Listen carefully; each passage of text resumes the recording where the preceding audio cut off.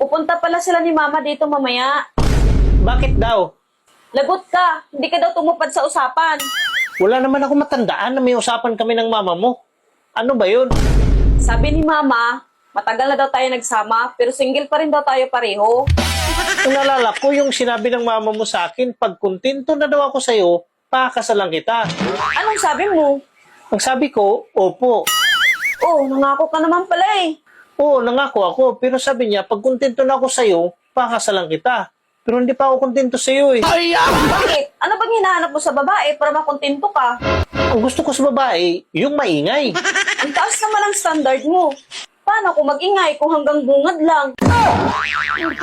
Huwag mo naman ibuki. Pero ang gusto ko pa talaga sa babae, yung parang bubuyog.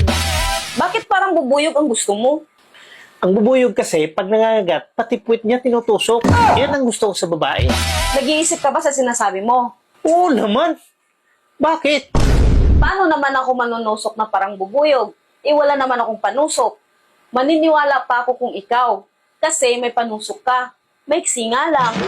Sobra-sobra naman yan sa'yo. Tsaka ito ang pinakagusto ko sa babae na wala talaga sa'yo. Gusto ko sa babae yung pumapalag talaga, gumaganti. Kasi wala ka lahat nun eh. Kaya hindi ako kontento sa'yo at hindi kita pakakasalan. Ah, gusto mo pala pumapalag. Gumaganti. In short, palaban. Aba, oo, syempre. Andyan yung lasa sa mga babae. Wala ka nun eh. So hindi kita pakakasala. Ah, ganun ba? So, pwede na ba ito? Next week, sabihin mo sa mga magulang mo, magpapakasal na tayo.